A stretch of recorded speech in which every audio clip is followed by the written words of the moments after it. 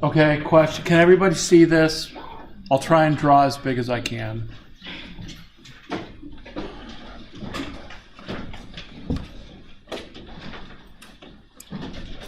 Should probably just put it in the front of the room. But there's no power cord there. Okay. Questions?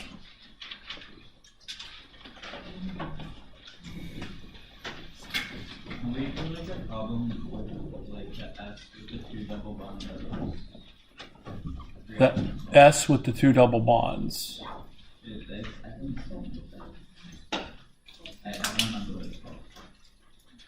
You're not alone.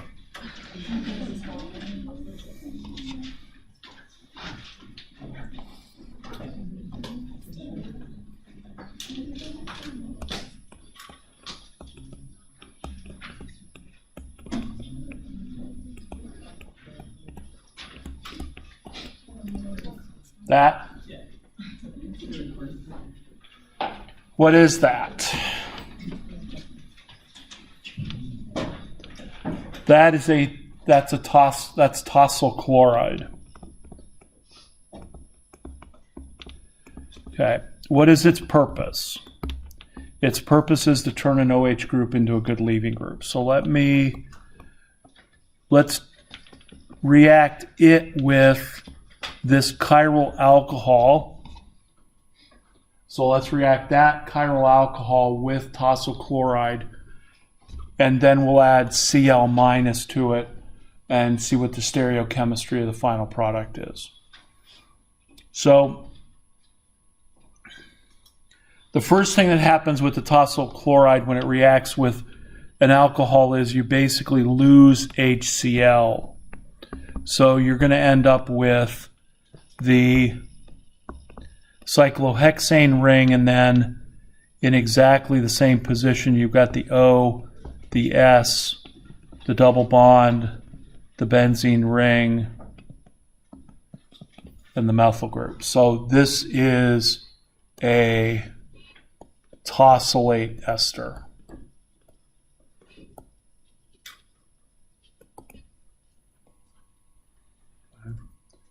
So as that's the tosylate ester. So what I've just done is I've just converted my OH into a good leaving group, because when you have the O attached to the sulfur,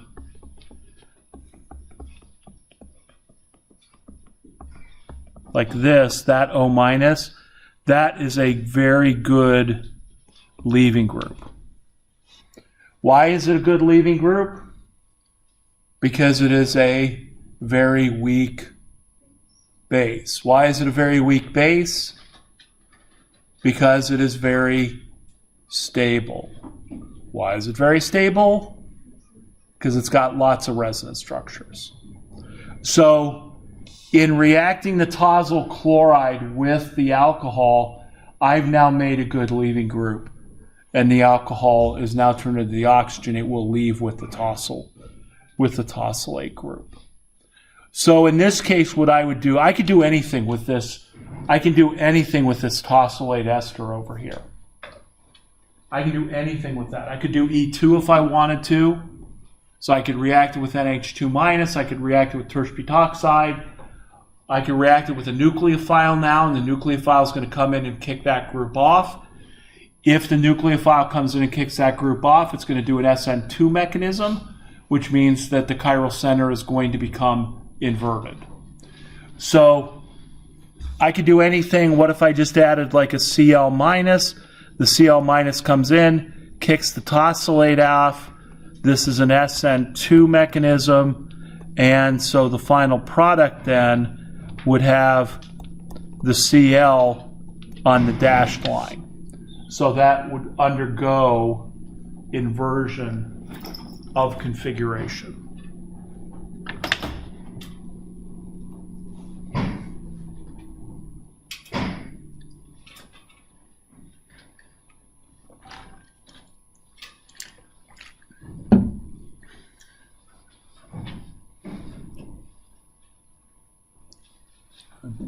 But once I have that tosylate ester, like I said, I have an alpha carbon, I could have beta carbons, I could do eliminations, or I can do SN2 on it. But that's one of the methods to turn OH into a good leaving group. The other methods to turn OH into a good leaving group is just replace the OH with Cl. And that's what the SOCl2 and the PBr3 and PCl3 and 5, that's what all those reagents did. Now there were some stereochemistry of converting alcohols of a particular stereochemistry. This was the one that did inversion of configuration, tosylate ester plus Cl minus. The PBr3 was retention of configuration, and the HCl, because the HCl would come in and protonate the OH, and then it would leave as a carbocation, that would undergo SN1, so the chloride would add both top and bottom, and you get a 50-50 mixture. I think I posted a sort of summary sheet on that on Piazza I think it was either last night or the night before. If you're not looking at Piazza, you're missing a lot. There's some good stuff on there, right? And at this point, I'm frazzled enough where I'm not sure if I am copying it over to the Canvas site, but I doubt it. You will find the review topics in today's folder for the exam one. So I put a file in there for that. Okay. So this is what the tosylate ester does. You would have to do a mechanism for it, but I could say, how about we take a chiral alcohol, react with tosyl chloride, and then Cl minus.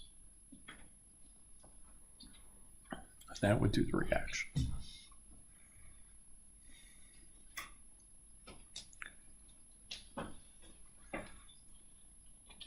Okay.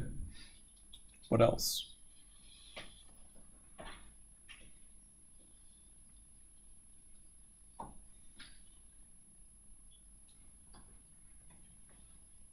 Can you do something similar to like the first question on the quiz? This quiz? Mm-hmm. Yes. So we want, how many different ways can we convert first an alcohol to an alkoxide, and then you want to do the other reactions too? Sure. Sure. Okay. So in general, I would like to convert an alcohol to an alkoxide to use it as either a strong base or a strong nucleophile. So how many different reagents can we use? Give me a reagent. NH2 minus, yes. NEC minus, like a Grignard, yes. H minus, yes.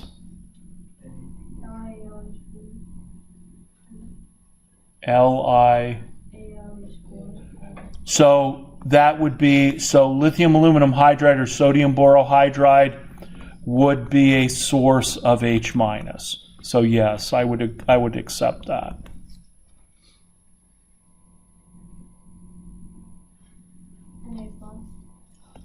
Na, that's it. Now you got to be careful. It's sodium metal, not sodium ion. So Na metal would do it, as would potassium metal. Those are redox reactions that we talked about on Wednesday. So any of these reagents would 100% deprotonate the alcohol to make the alkoxide. Okay. So if I asked you for them or if I gave you them, that's what would happen. Now that includes something like this, which is an alkynyl anion. It will deprotonate an alcohol. And the other C minuses would be Grignards. So methods to make alkoxides, these are all the different methods to make alkoxides.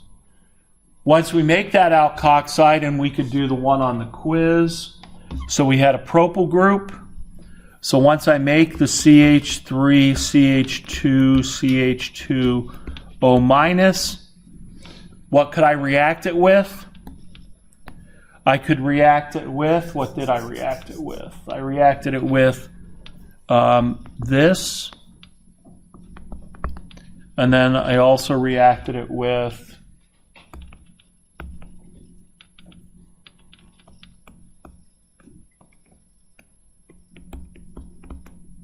that.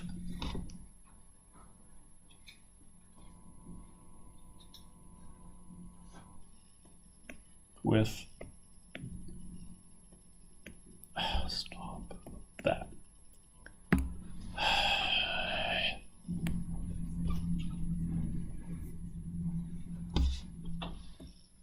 That.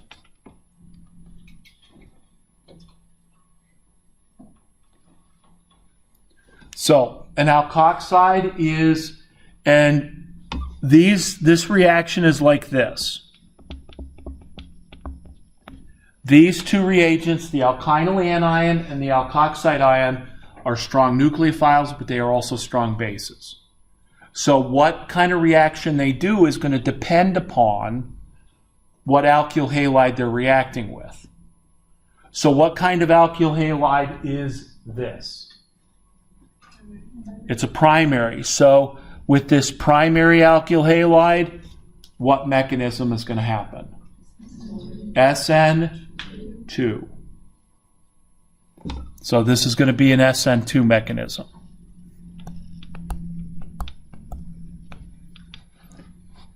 SN1, not without rearrangement. So it's just SN2.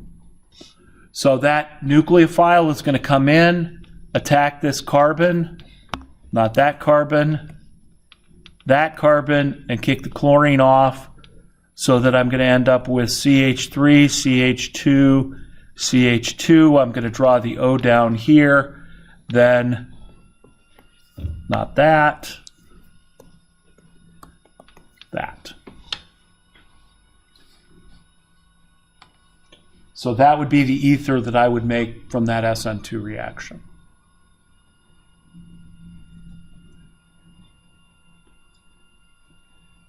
So primaries and secondaries with either an alkoxide or an alkynyl anion will produce, they will do SN2. What about the tertiary?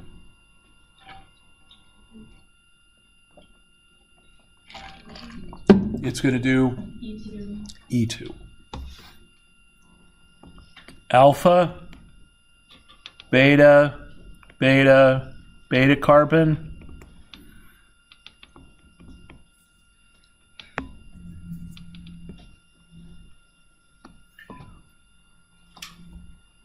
There's another beta hydrogen there. Beta hydrogen 1, beta hydrogen 2, beta hydrogen 2. Because the two methyl groups would give the same product. Which beta hydrogen 1 or 2 is that? Propoxide in this case. 1? Because you're going to treat it as if it's a small alkoxide, which is what I would treat it as, is a small alkoxide. It's only one carbon different than what we did the other day. So that means as a base, it's going to come in and it's going to grab H1, pair of electrons comes down here, chloride gets kicked off, and so it's going to form the more substituted double bond, which is that one. So it formed this alkene, sorry. Julia? On the exam, is it going to be like really evident if our alkoxide it would be considered a small base or a large base? I will make it pretty clear. Okay. Which means I'll use one of the ones that we've used in the past, which has only been like ethoxide. This is a little bit bigger, maybe methoxide. I would say as long as it's not a tertiary, that it's going to be treated as a small base. So like even if that was an isopropyl, it probably looks like an isopropyl. That's an interesting. If it was isopropyl, you could probably argue either way. Okay. And my suggestion is, if I was to forget that I just said I wasn't going to do that, which is possible, and I gave you like an isopropyl one, or I just wanted to see what people answered. If you wanted to say, well, I'm going to treat, you could say sterically hindered and then give your answer. And then I would look and say, oh, they thought it was sterically hindered, and so I would probably give you credit there. Okay. Or you could come back and argue later. But if it's isopropyl, I think you can make a legitimate case that it may not be able to, it may have some difficulty getting there. But as long as I think it's ethoxide, methoxide, if you want to argue this one, you can do that later if you thought it was sterically hindered. But I would say as long as it's like not tertiary or secondary, you're okay. It's going to be small, and it's going to give the most substitute. But you can always answer it that way and then just leave me a quick note. Okay. And I'll take it under advisement. Because it's possible. It'd be interesting to do that reaction and see what you get. Okay. So just remember, tertiary, strong nucleophile, strong base combination. We only have 2 of those. That's these guys. E2, not SN2. Primary, secondary, SO2.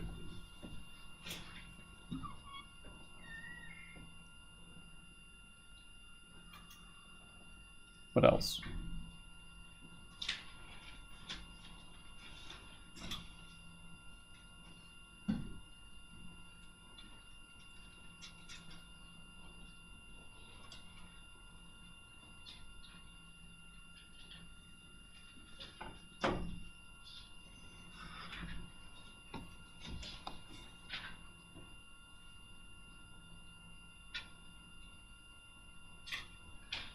You found like the last one. The last one is a tertiary alkyl chloride plus an alcohol. So let me write this. Let me just change this a little bit and say, what did I react? Oh, I did this. Isopropanol plus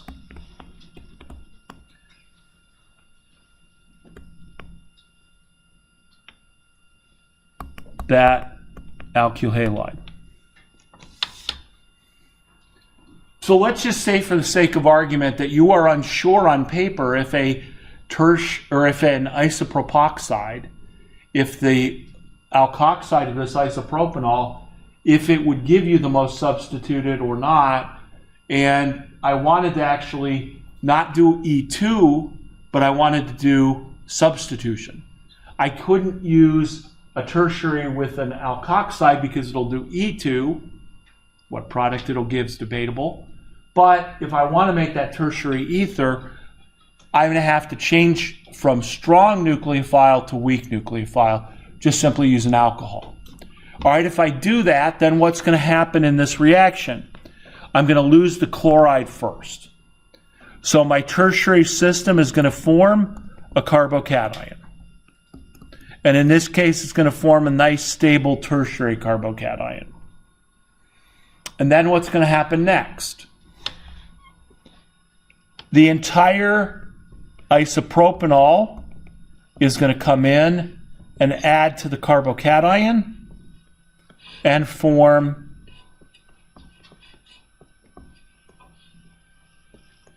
the O with the H, the isopropyl group, and then the 2 methyls.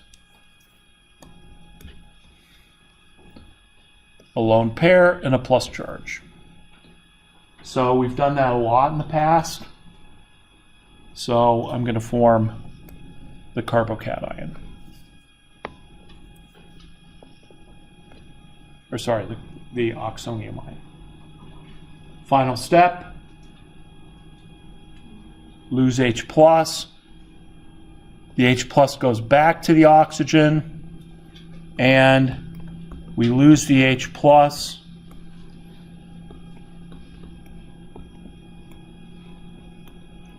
And we have now our tertiary ether. Yeah. And these columns, did you want us to always show the lone pairs from the oxygen, or is it fine to be in the If you missed them, I wouldn't take any points off, but I usually try and show them just... If you don't show them and you don't know what the charge is, you're going to have to put them in order to figure out the charge, just in case you forgot that that oxygen has a positive charge. So this would be a complete mechanism if I asked you to make... I could ask you this complete mechanism. You will not have to do any transition states on this exam, but I could ask you these steps. So this is nothing more than an SN1.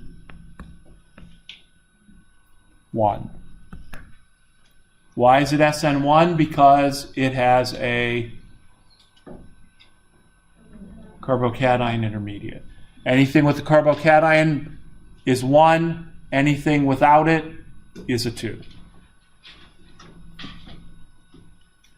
So change the mechanism and I can make a tertiary ether.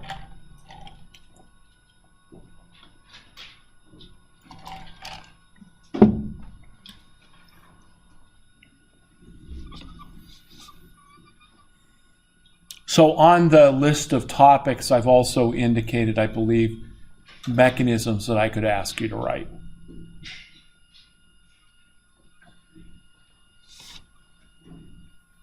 And mechanisms, if it doesn't have a mechanism by it, it's not something I would ask you to write.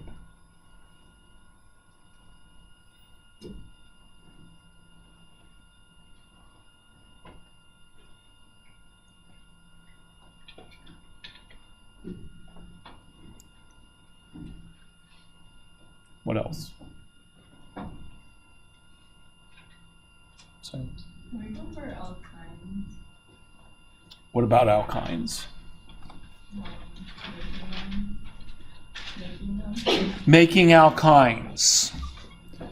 Okay, so we want to make a carbon-carbon triple bond. Do you want to make it from scratch or do you want to cheat? From scratch. From scratch. What's scratch? Like the Geminal, like Okay, dibromides. Okay, so we can make a triple bond if we have one of two things. If we had, for instance, a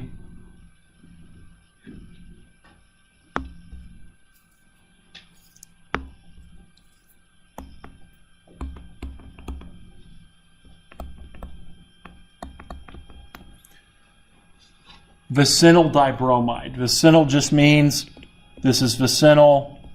It means that the bromines are on carbons next to each other. So how am I going to make the triple bond? I'm going to have to do 2 E2 reactions. So each one of those carbons is basically an alpha carbon. And so what I'm going to treat it with is I'm going to treat it with NH2 minus 2 of those. So the first NH2 minus will come in, grab the hydrogen, pair of electrons moves, bromine gets kicked off, so that the first product I'm going to make is a double bond.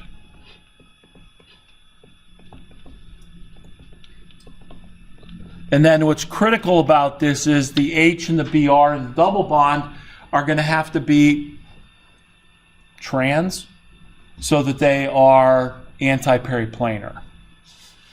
And then the second equivalent of NH2, NH2 number 2 comes in, grabs the hydrogen, moves this pair of electrons, kicks off the bromine, and so then I end up forming my triple bond. So I may have said in the video that this was a double E2, 2 E2 reactions. I'm going to use 2 equivalents of NH2 minus because I could use lots of things for the first step. Tertiary butoxide would be one, but tertiary butoxide won't necessarily accomplish the second step. So I'm going to use a really strong base so that way I've got enough to do the second step. Emily? If you're taking off the BR, then why is the impact of the BR not that low? Why is because that is a typo.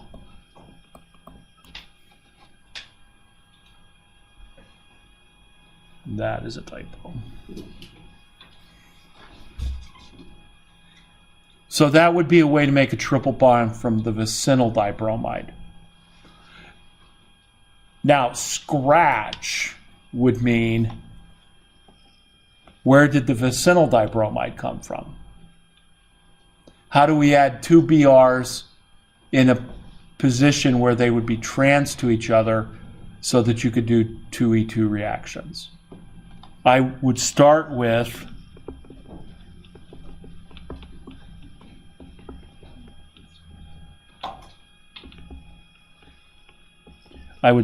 an alkene, and what would I add to that to add two BRs? BR2, because BR2 is going to add two BRs, 100% trans. So that would be from scratch. Not really. This, and if you went back to the first sheet I gave you in the first class period, my scratch was an alkane. So how did I convert the alkane into this?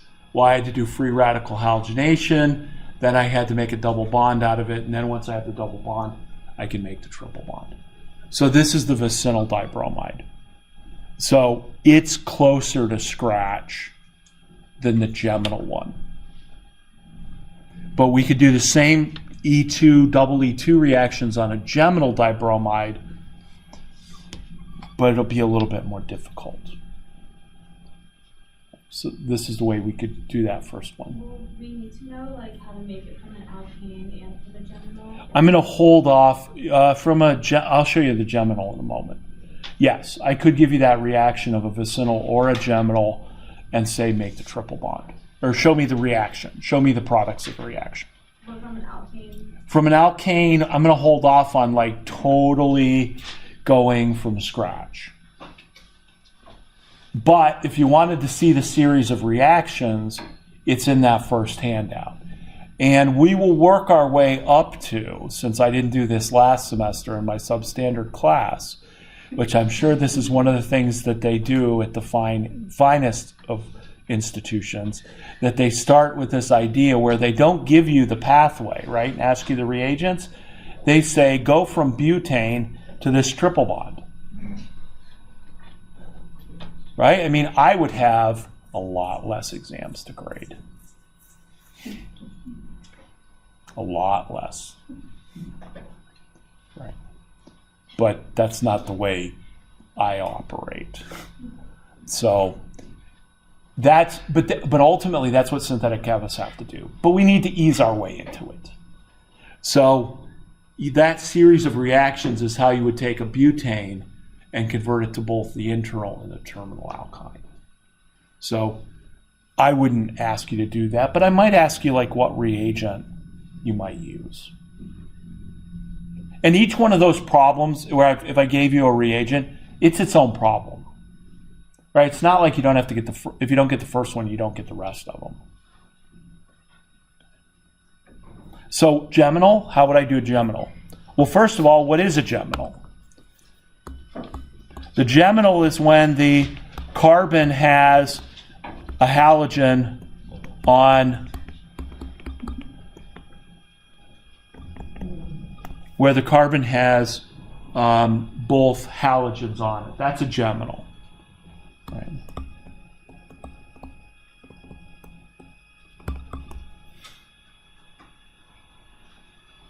I'm assuming that comes from Gemini. Isn't there something two-headed or something like that in Gemini stuff? I went to a state school. We didn't have to study the classic books. Nor take any of the other classes you guys have to take, but that's a geminal. So if you wanted to convert a geminal to a triple bond, all you do there is, again, you use 2 NH2 minuses. The first NH2 minus grabs this hydrogen, pair of electrons moves, bromine gets kicked off. So again, you're going to form a double bond with now the hydrogen and the methyl group, and the hydrogen and the methyl group, or hydrogen and the bromine have to be in this case, E.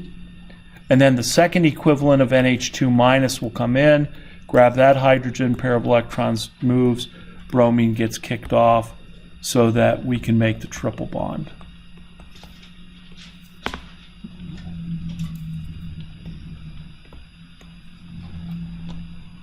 So you can do this double E2 from either a geminal or a vicinal. My problem with the geminal is, how do you make a geminal? And the only way to make the geminal one is to add 2 HBRs to a triple bond. So this molecule would have come from taking the triple bond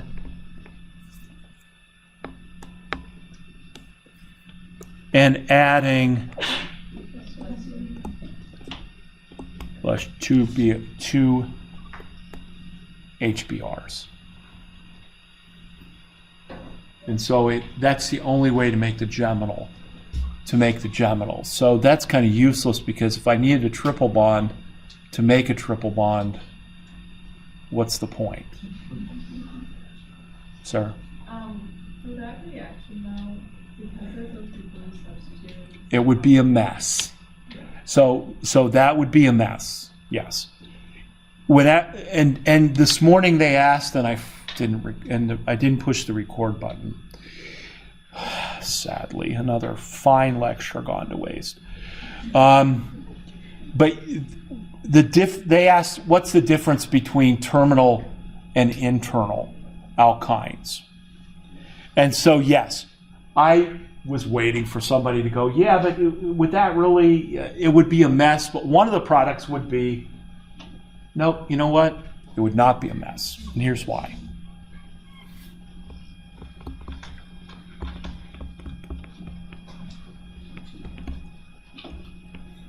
So let's add an HBr to that double bond.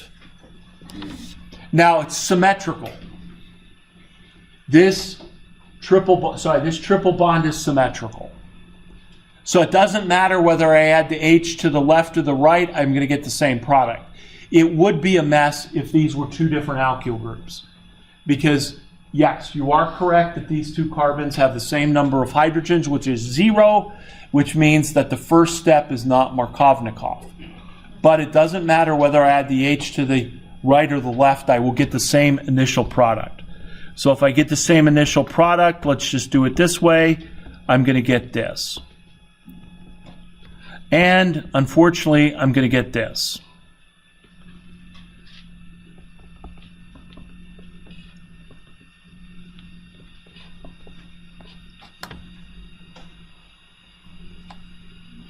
No, they're the same. Stop.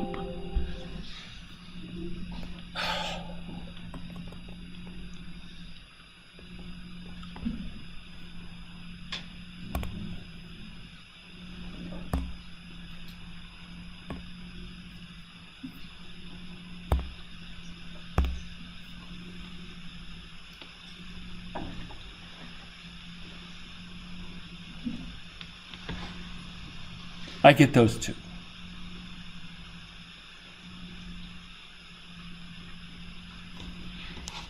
Because I'm adding HBr. There's no Markovnikov, anti-Markovnikov, but there is 50-50. So, okay, it'll be a little bit of a mess. But, no, it won't be a mess. So now I'm going to take those two, and okay, they're E and Z. Big deal. So I'm going to take those two, and now I'm going to add my second HBr to this.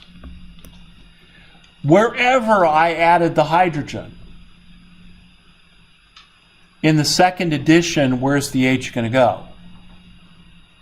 The H is going to add to the carbon in the double bond with the most number of hydrogens. Now, there is Markovnikov addition in the second step, right? Because the H is going to add to the carbon on the left here.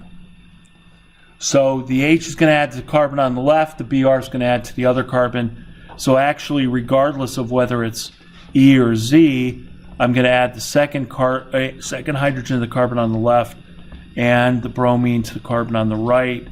And so I will end up with that. Does it matter if you added the hydrogen to the left or right? No, because these two groups are the same. I get the same product.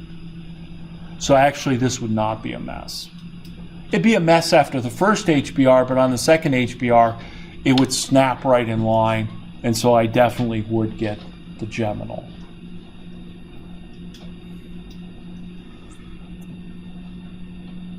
So with all the triple bonds, you can add 2 equivalents of stuff. And so I have to tell you, are you adding 1 HBr or 2 HBrs? Are you adding 1 Br2 or 2 Br2s? And if I tell you you're adding 2 HBRs to this, if I would have said, let's do 2 equivalents here, then the final product would have been that. And you wouldn't even have to show the intermediate steps. Okay. But with these, it's 50-50, so that does give an E and Z difference. But since these two groups are the same, since those two groups are the same, it doesn't matter whether I add H and Br or vice versa. If that would have been a methyl and an ethyl group, then I would have gotten 2 different geminal dibromides. But they would have been geminal because the second step is Markovnikov. Okay, I guess my time's up. So I will post the answer key to Wednesday's quiz. I did not get a chance to grade it. I will put the answer key to that one and this one up. I guess if you're in dire need of seeing what your quizzes were, email me and I'll throw it on the scanner and email it to you.